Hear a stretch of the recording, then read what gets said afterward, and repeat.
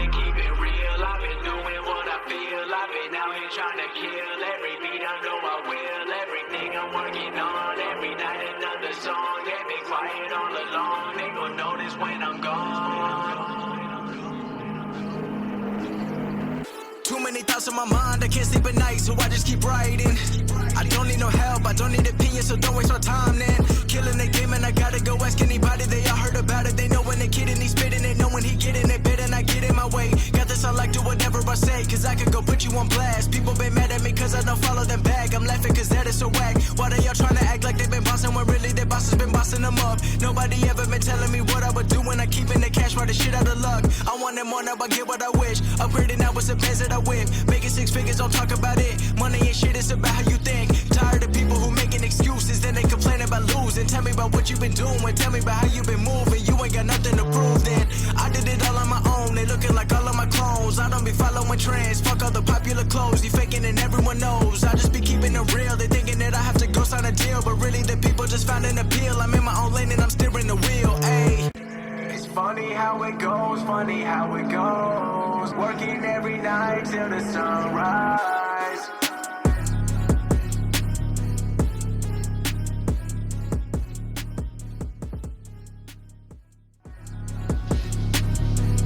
Welcome back.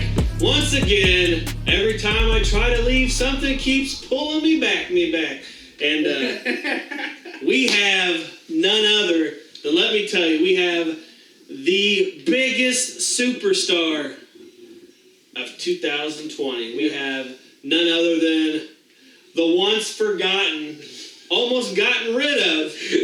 He's here. He's now the superstar of the year, Mr. Match of the Year, Mr. World Champion of the Year, none other than Brogan O'Shea. Oh man, that's a hell of an interest. I don't know how to follow that. Hey guys, I appreciate you having me on No False Finish. It only took you 4 seasons, but here I am. Well, to be honest, there wasn't going to be a 4th season, but hey, like I said, they pulled me back. Well, I ain't mad at it. And I just want to congratulate you, big achievement.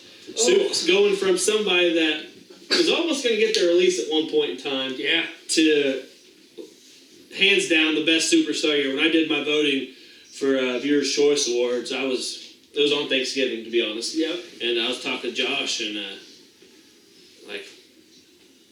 there's no one more than Brogan. I predicted 3. You won what, 4 or 5? 4. Okay. I think, yeah. But congratulations, Thank man. you. I know I had to run out right at the very end, but I stayed for the confetti. You did. Yeah, I was shocked about it. I didn't think I was going to win when I did. And, it was really cool. I was really appreciative over, everything. All right, we're going to jump right into this. In your opinion, what do you think the state of XCW is? Honestly, I think the state of XCW is awesome. You look back at 2018, 2019 when I started, if we would have had the amount of people retired that we did back then, we wouldn't have had a 2020 season. Yeah. But now with the strong locker room, the good morale for the most part, and the setup and everything that we got going for us now, the location change, I think we're running perfectly. Awesome. What is one thing that is a fact about Brogan O'Shea that you might think not many people know? Ooh, that's affected by me? A fact about you. Oh, okay. What is a fact about Brogan O'Shea, Christopher Piercy, that people might not know? I wasn't going to join XCW when I first showed up.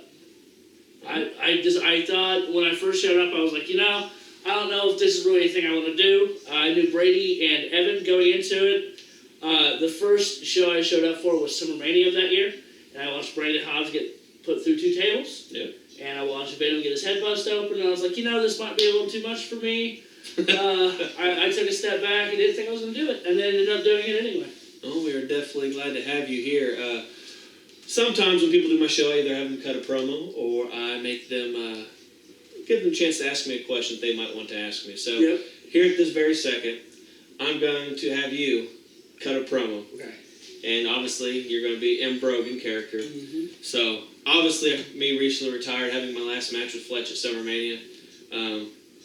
You currently, in storylines, you have nothing planned for this coming season as of yet. Don't need anything. So, to make a name for yourself, I want you to pull a Tyler Skaggs. I want you to do the best possible thing to get Chris Jones to come out of retirement to face you. Okay.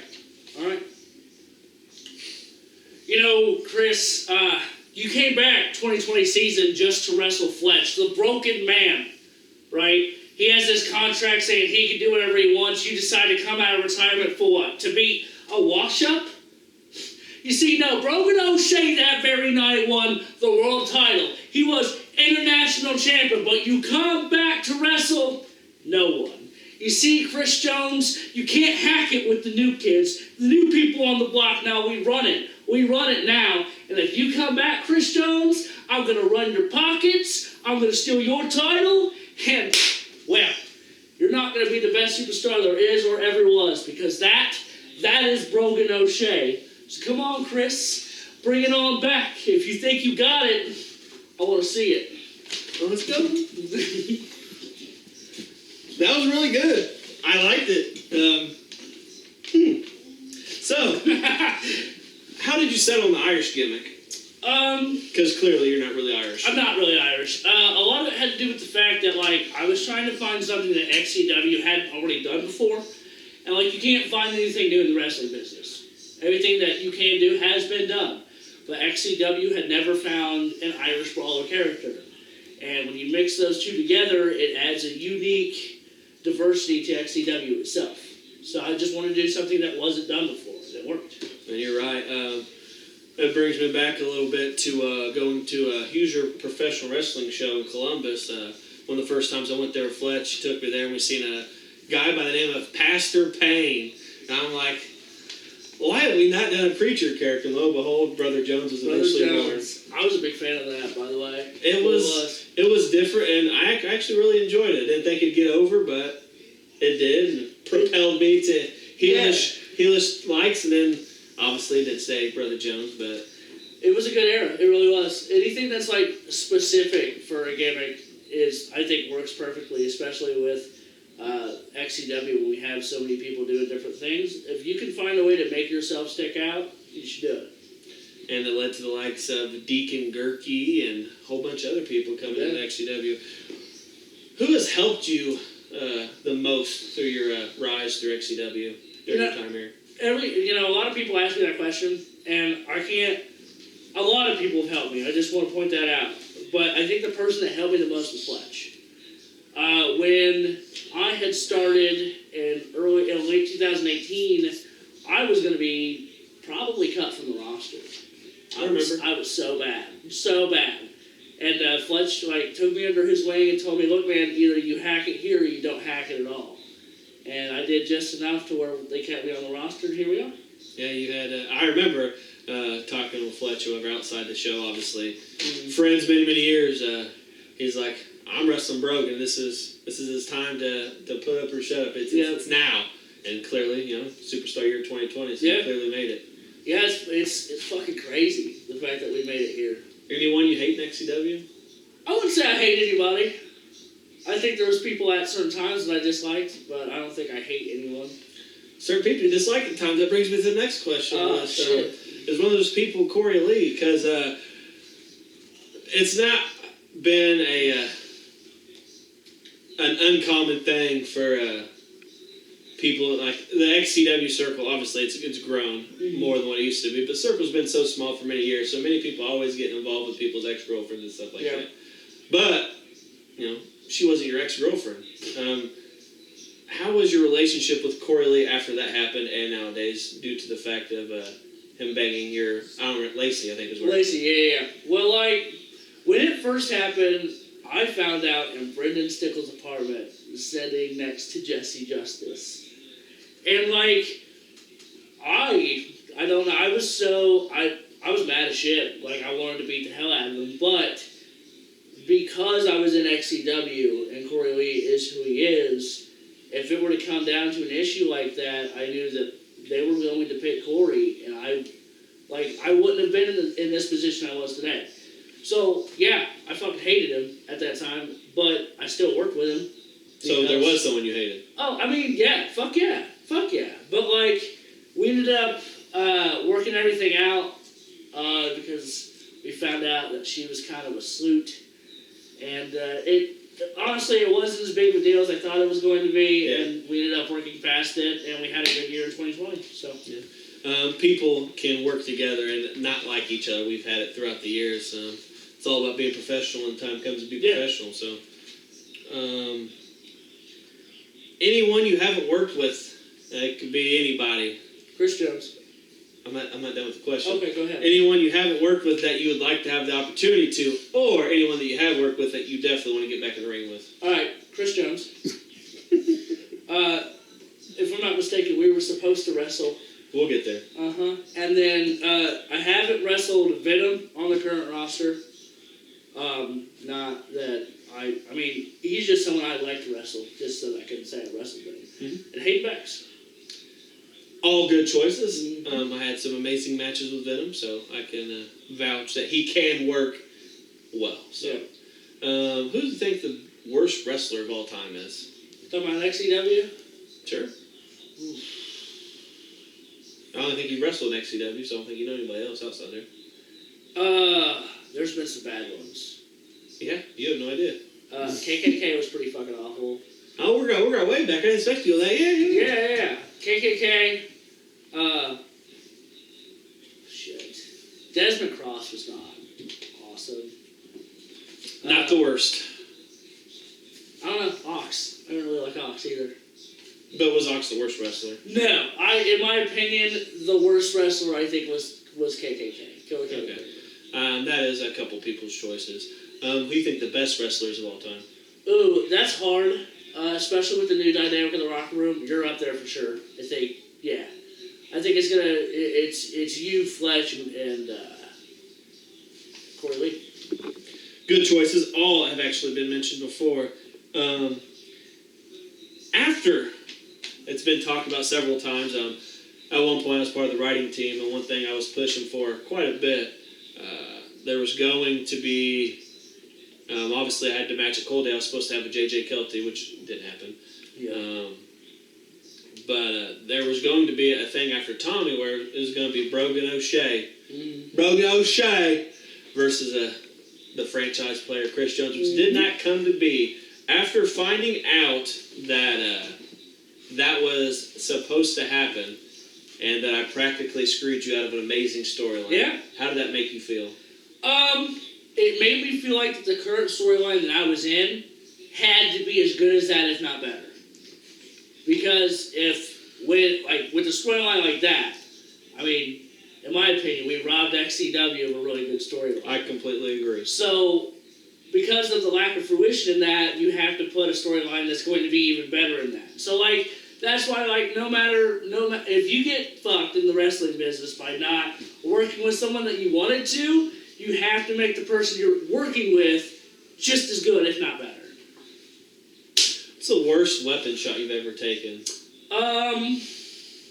Kendo sticks are pretty fucking awful. Kendo sticks are awful. They're not my personal worst favorite, but... But if it's not that, it's the chair shot I took from Blackheart. I don't remember this. Oh, yeah, I took a chair shot from Blackheart in Anarchy Coliseum. I was wrestling Corey Lee for the XAWA Hardcore title. I turned around, and I didn't know he was there, and there was a chair shot right on the top of my dome. And on that note, we're going to go to our first commercial break. More with Brogan when we come back. How do you think the VCAs are going to go this year, Fletch? Well, after all the hard work I put in today, I really hope that it goes off without a hitch. I've been up and working on this show since 9 a.m. I've probably gained a few gray hairs already today, and I'm hoping that everything goes as planned. Excellent. Over my dead body, these stars will let you know it's over. XCW Showtime. A look behind the curtain at this year's XCW Viewers' Choice Awards 2020. Coming soon to XC Wrestling 1.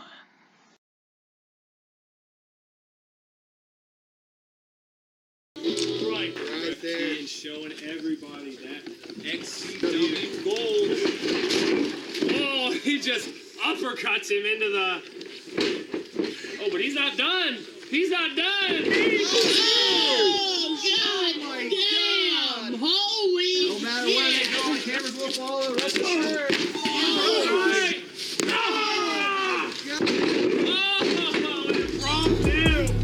We're back after that amazing pink footage. Yeah. How hard is it to keep the Irish accent? As a man of many, many characters, I've had to come up with some of the dumbest idea for accents and voices. So how hard is it for you to keep that Irish accent? It's difficult. It's even hard to classify as Irish, but I think because of the way I portrayed my gimmick and the way that it's been for so long, it just kind of works. Even though it doesn't, it's not a true Irish accent, it just works. Playing LOL, obviously, the Mexican accent. It wasn't really Mexican, but people believed it and it worked. Do you think Fletch has a short fuse? Yep, I sure do. I have seen anything from somebody not showing up, he gets pretty pissed off, to something as dumb as, he can't find a plug-in for something, and he gets just as pissed off. There is no level to it. What about someone not liking snowballs? Oh my God, I walked into... Or coconut? Yeah, I walked into Fletch's house one day, and they were shooting something, I can't remember what it was.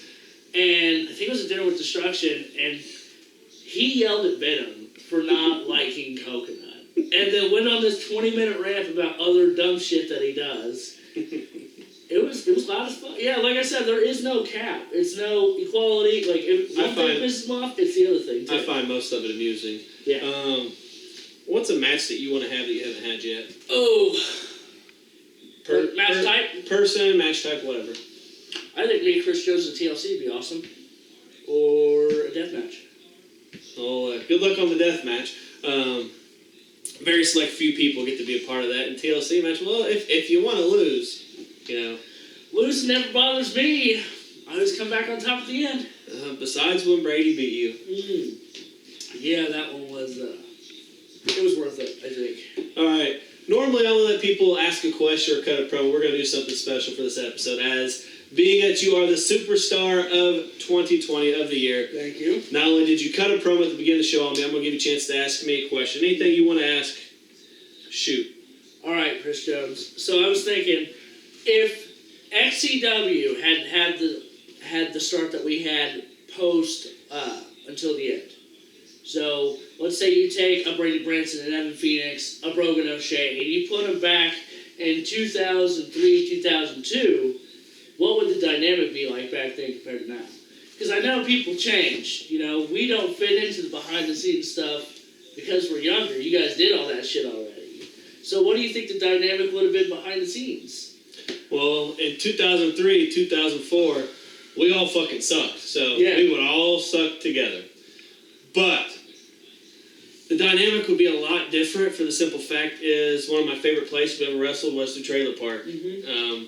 There was a lot of camaraderie that was had at the trailer park that a lot of the new guys don't get to experience due to the fact we would literally go to Fletch's house on Friday.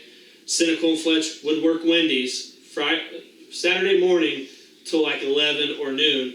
I would go in Friday night, get 12 junior bacon cheeseburgers, and Saturday go in and get a free large vanilla frosty. And then you have me, Psychor, Genocide, Dylan Bostic, all crash out throughout Fletch's entire fucking trailer or whatever. Yeah. Dylan Bostic answering the phone with his ass when Fletch's mom calls, talking shit, not knowing that he answered the phone with his ass. Her come in, talk right, call him a fat bitch.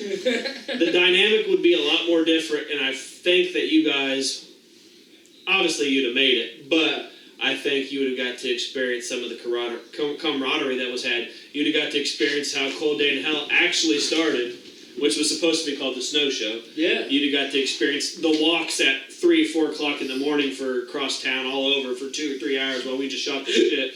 You'd have got to experience how free time really started. It wasn't just interviews. Mm-hmm. It was us laying on the porch, dicking around, telling stories about double D's, calling, getting cynical, making fun of you because you took a mixed drink to your girlfriend's house, people rolling around in the fucking alleys throughout the trailer park in their boxers and stuff.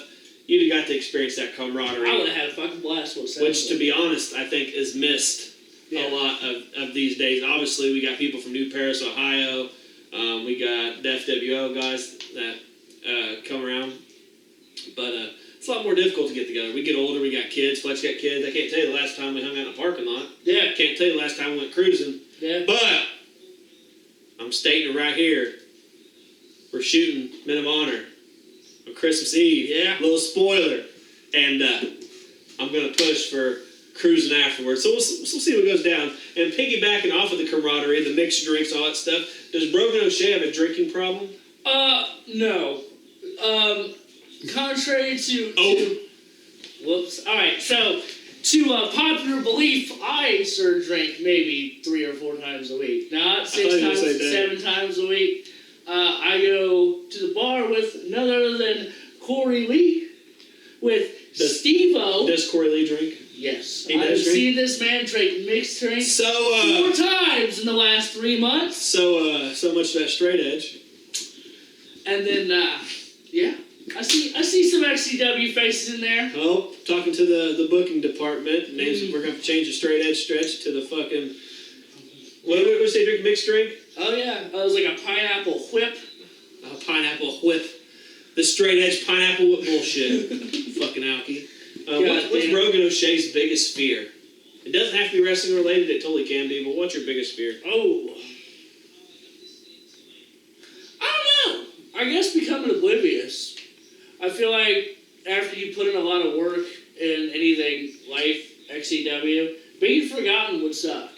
So I think that's why I try pretty hard when I wrestle and everything else that I do to make sure people fucking remember.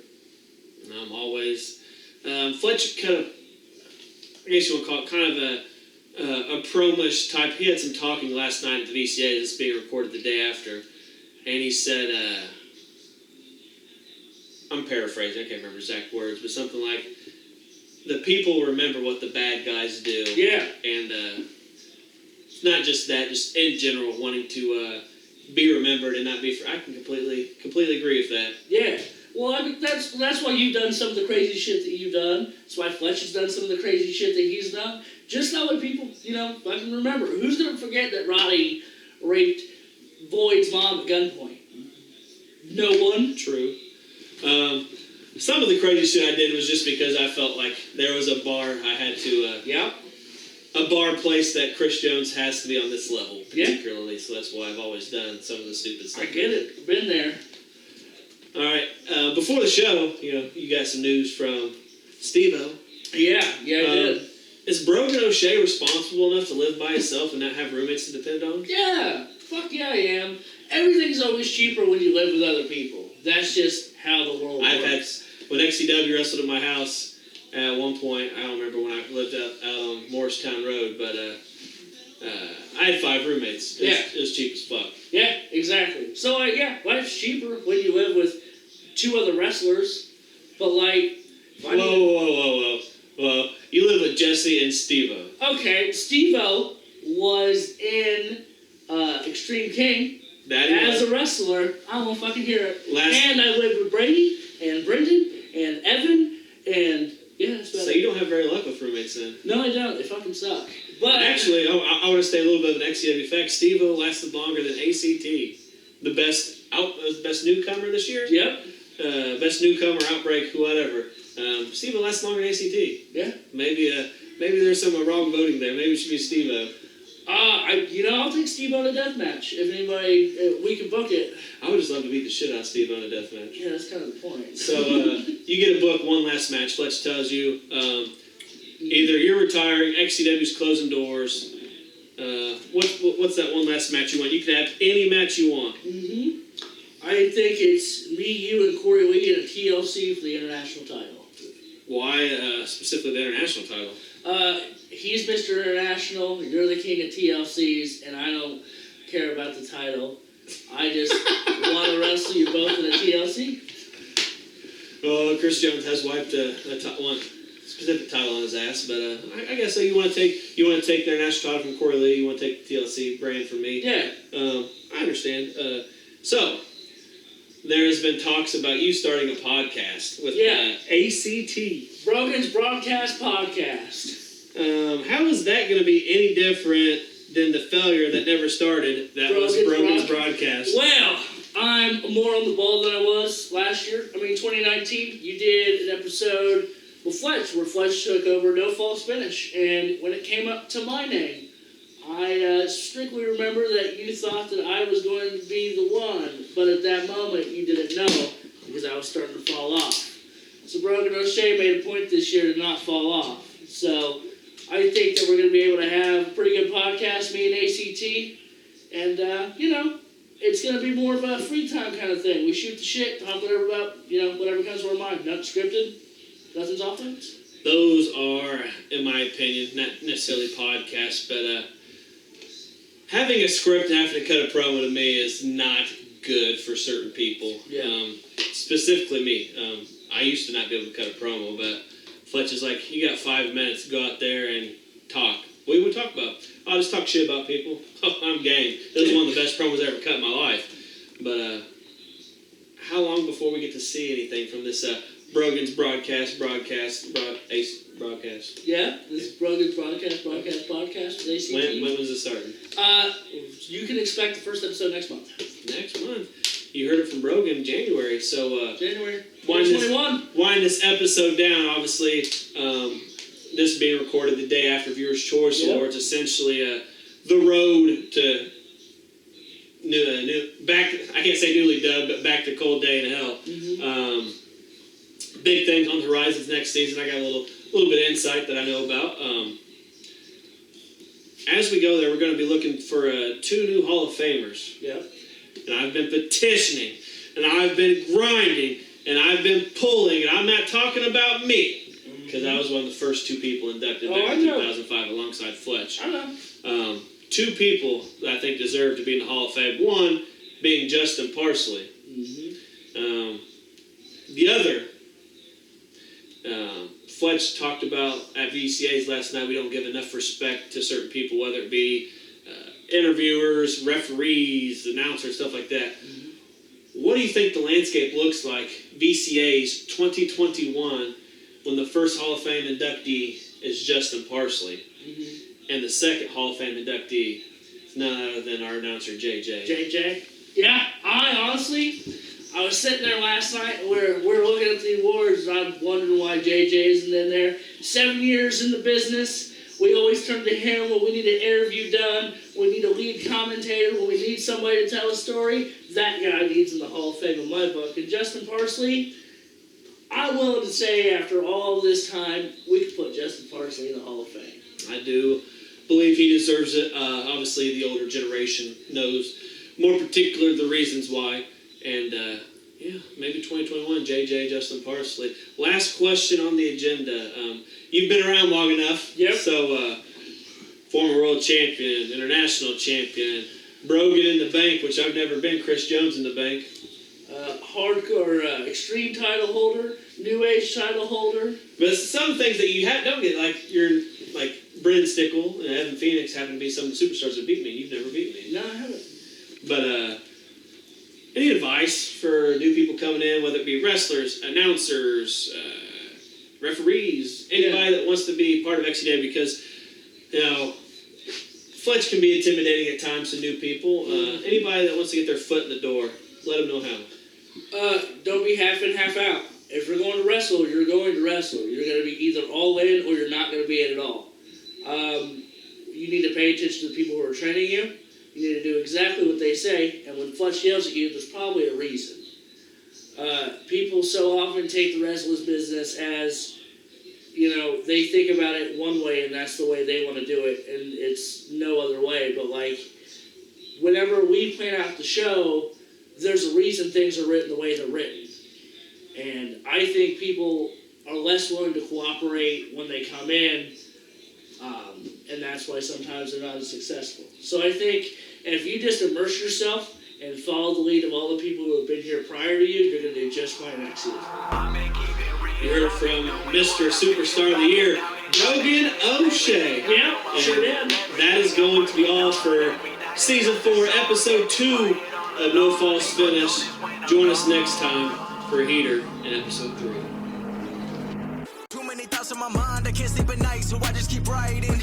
I don't need no help, I don't need opinions, so don't waste our time then. Killing the game and I gotta go ask anybody, they all heard about it. They know when the kid and he's spitting it, know when he get in it, better not get in my way. Got this, I like do whatever, I say, cause I could go put you on blast. People been mad at me cause I don't follow them back. I'm laughing cause that is so whack. Why they all trying to act like they been bossing when really their bosses been bossing them up? Nobody ever been telling me what I would do when I keep in the cash, right the shit out of luck. Ayy.